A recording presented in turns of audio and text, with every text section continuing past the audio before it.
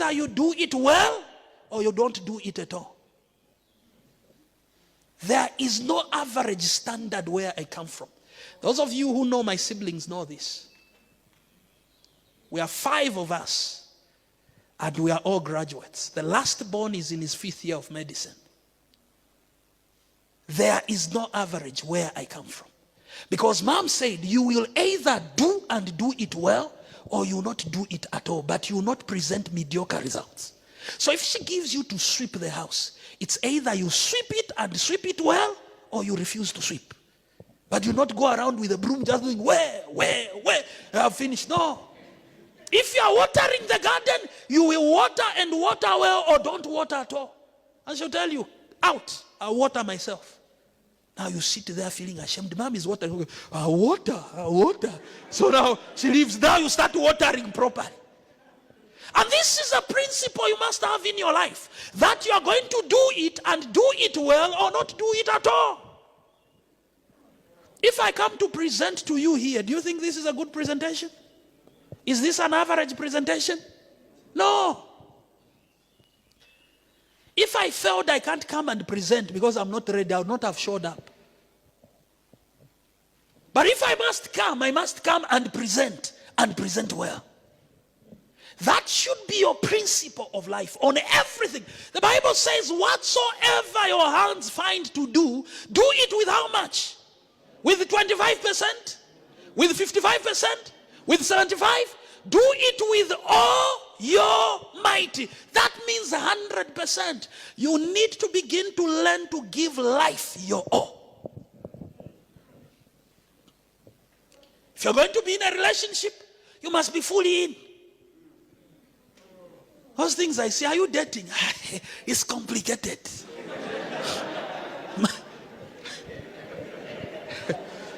And for 2 years, you can accept it to be in a relationship with somebody who, whenever they ask them, they say it's complicated. No, you can't be guessing whether you are dating or not. I remember one brother whose heart was broken at a camp. Because we knew they were dating. That's what he used to tell us. Then the time for introduction came. And this young lady stands and says, no, are you seeing anyone? No, I'm not seeing anyone. And as the devil works, few minutes after she said that, even in the chair where I was seated, it broke. Said, but why does he continue with the young lady that has denied him? Right? So if you're going to be in a relationship, 100% in. If you're going to accept a job, 100% in. You cannot accept a job and deliver mediocrity, always complaining about your salary.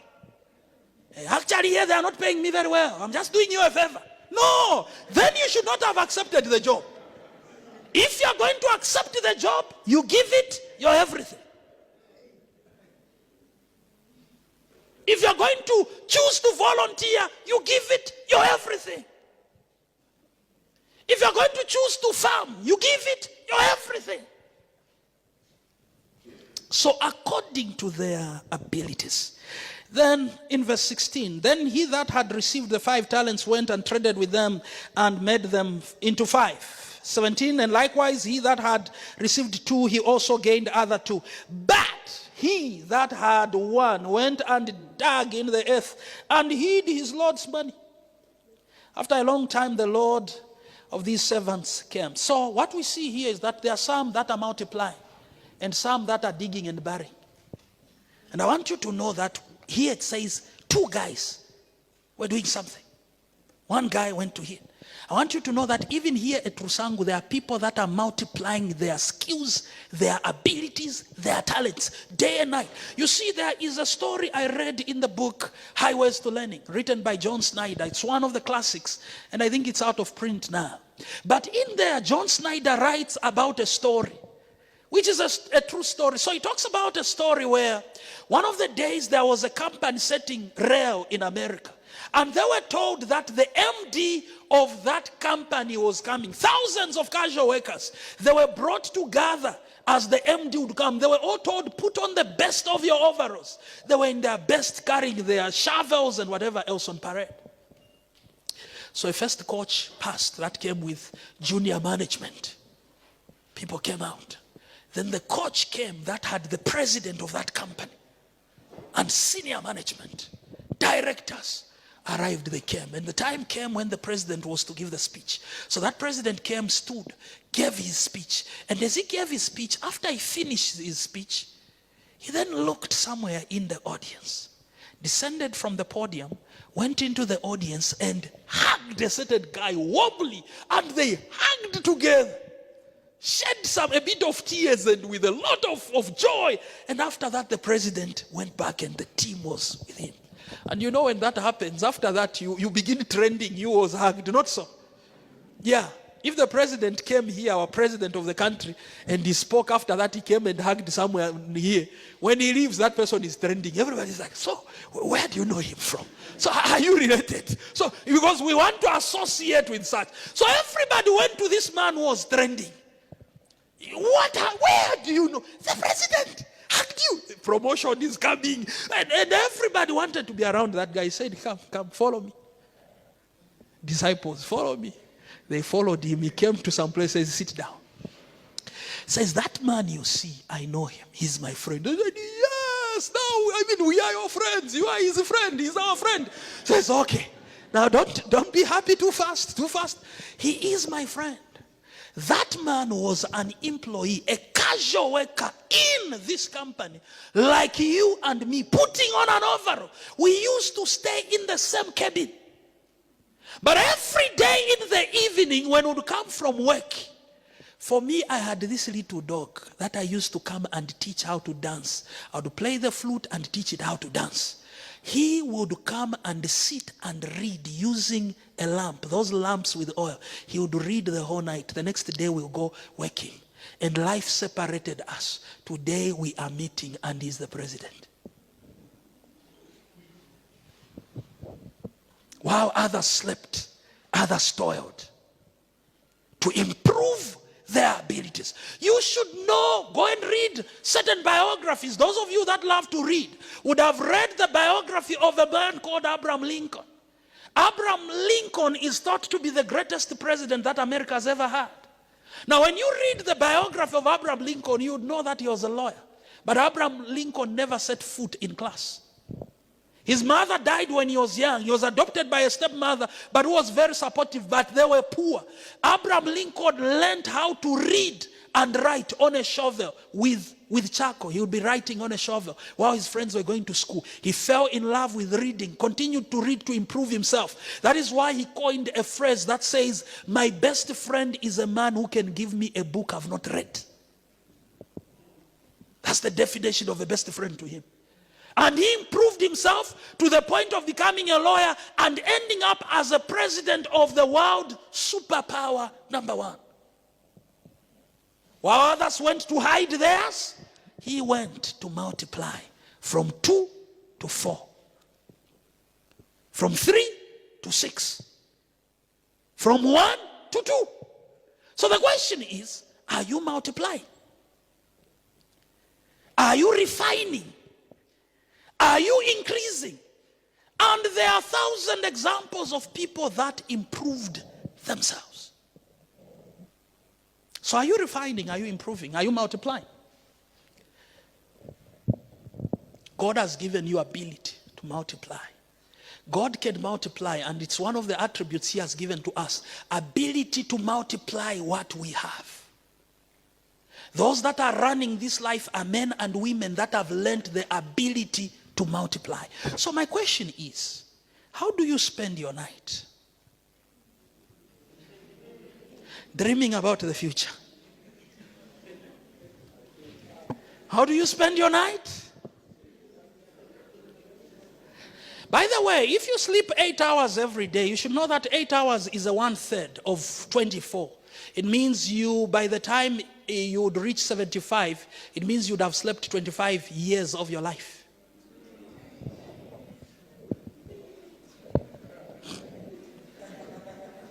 And that's 8 hours. Maybe to make it practical, 8 hours looks like sleeping at 22 and waking up at what time? 22, waking up at what time? At 06? Yeah. And many people sleep that way. Say, no, health reform.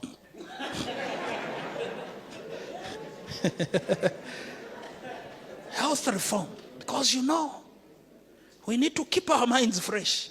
So this mind which is doing nothing, you are keeping it fresh for what?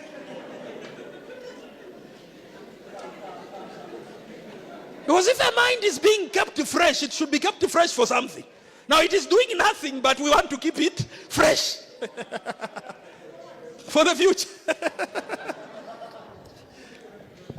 And maybe I should talk to you a little bit about understanding the power of youth.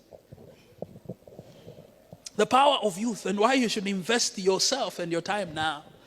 You see, you have a brain. And your brain is made of a special kind of cells called neurons. And you see, in your body, you have got different cell lines. So you have what we call conducting tissue. That are neurons. They conduct. We have got what are called muscle tissue, right? Skeletal and smooth muscle. Those are another line. Then we have what we call connective tissue, right? Where you see things like blood and other things. Then we also have what we call epithelia, like your skin and all that. Those are different lines of cells. Now, all these cells are regenerative, except two. And that's neuronal tissue, which are nerve cells, that make your brain and your nerves, and muscle tissue. If you injure yourself on your skin, it can almost regenerate. Your GIT, your digestive system, actually continuously changes itself. Your skin, 7 years down the line, all the cells you have on your skin are new. It continues to change itself. But if you injure your muscle, it is done. Because the muscle cells are non-regenerative. The neurons are also non-regenerative. What this means is this. You have more mental power today than you will have tomorrow. I hope you're picking it. It means you are more intelligent today than you will be tomorrow. It means you have more power of memory today than you will be next week. Now, if you are not rewriting this year and saying I will rewrite next year, you are increasing your chances of failing. Because your brain next year will not be better than this year. Does that make sense? Yes. That is why the more you age, you reach a point where you begin to have what are called neurodegenerative disorders, such as Parkinsonism, such as Alzheimer's disease. These old age diseases that you see come because there is depletion of neurons in the brain. So they come now as neurodegenerative. That's why you see dementia in old age, inability to remember things. So I'm sure you have observed that your parents now, to call you, they have to call the whole village. Hey, you, Jobs, Charles. They'll run through the list of the whole village. Then finally, hey, Bakud. Why? The mental power is depleted.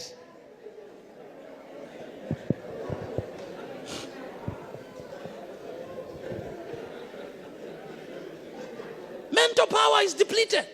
So if there's a time to utilize your brain, it is when? I can't hear you. If there's a time to utilize your brain, it is when? No. Don't think, we'll charge these things in the future. They will charge you. Now is the time to do school. You see, when I was in first year School of Natural Sciences, I remember very well that we only had 4 elderly people. Now, we were 1,200 of us. And they told us that by the end of this year, we should have trimmed you from 1,200 to 400 because our quotas can only accommodate 400 people. So we knew 800 are going home. So in NS, you don't fail because you are not intelligent. You fail because the quotas are limited. So they'll literally, what they'll retain beyond first year is the best of the best. We did that best. Now, mostly to be young people. But the year I went there, we had 4 elderly people, 3 elderly men and 1 elderly woman. And you see, I'm talking about learn to utilize your time in youth. Now these, my parents, elderly as they were, they can't see from behind. They used to sit in the first row. And you see, we had big lecture theaters where would sit 400 of us. So they would sit right in the front row looking at the lecture. And I remember one of the first lectures, there's this man who came. He's a very popular mathematician at UNZA by the name of, I think it was Dr. Prakash. Dr. Prakash is Indian, keeps a mustache, and speaks with an accent. So it's a bit hard to get him. Very super smart chemistry teacher. So he comes in there and he gets into his chemistry and he's like speaking and now that was the first day. And I just, what does he say? What does he say? 3 hours down the line, I was like this with my pen, but the only thing I'd written was the date. I said, now we are going home. If these are the things that are happening, it's clear we are going home. So I said, okay, but let me see. Neighbor, 0.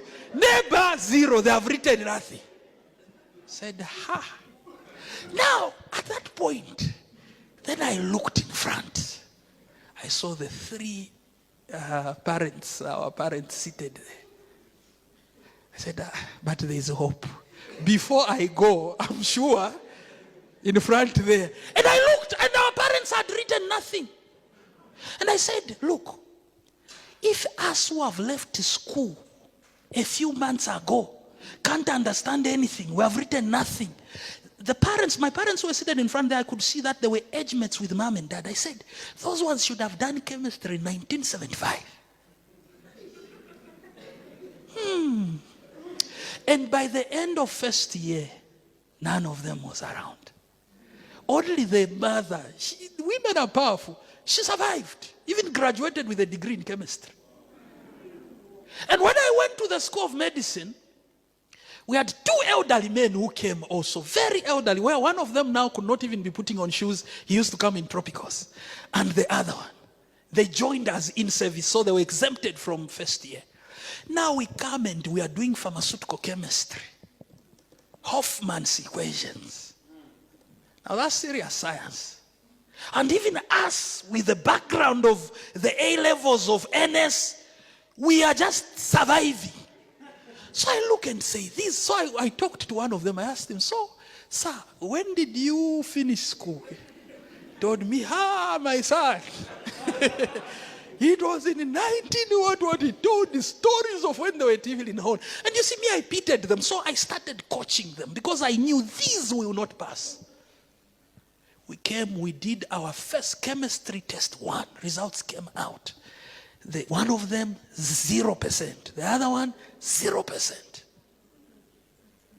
And the semester was continuing. One of the days, the older one who used to come with tropicals came and he said, my children, I have a speech. Can you please settle down? We all settled down. He said, my children, I've made a decision. And the decision is that I go home and enjoy my retirement. So before the university excludes me, it's better I exclude myself. God bless you, live well together, bye-bye. And we all understood. The other one came to me and said, for me, I know I can make it. It's just chemistry, because if I can just master chemistry. And in my heart, I was like, I wish you could also just, buy in the plan of our other parent and what. But unfortunately, he couldn't also clear. But you see, if you follow the history of these men, they were super intelligent at one point. They were topping their classes. But probably the time that they were supposed to be multiplying, they did not. Because there's a season for everything. It is not all the time that will be time for multiplication. He that is going to plant in June definitely will harvest the wind. Because there's a time for planting. He that will plant end of February will harvest the wind. In the same field, the same seed, he will harvest nothing. There is a season for everything. I'm telling you, if you are young, this is the time to multiply yourself. This is the time to study. Because a time will come when you need to read a sentence 7 times before you can understand what it is saying. You see, my uncle, Pastor Cavani, says one thing to say, hey, you see, when we were excited young pastors and preachers, we used to tell people to say, you see, you are busy sleeping while I'm preaching because the devil is on you. He says, now I understand that sleeping has nothing to do with the devil. Because 15 minutes in any sermon, I'm gone. And I normally see this with mom and dad. Even when I'm just chatting at home. You just begin hearing the answers mom is giving don't match what you are saying. Then you realize she's gone. Right? Yes. Why? So right now when you are young, you should understand your brain is depleting in mental power every day. Now is the time to study. Now is the time to understand. Now is the time you can take even multiple programs. I know young people that have done, he's here through Sangu doing a degree, but on distance he's doing another program. Your mind can do that. Well, I'm doing my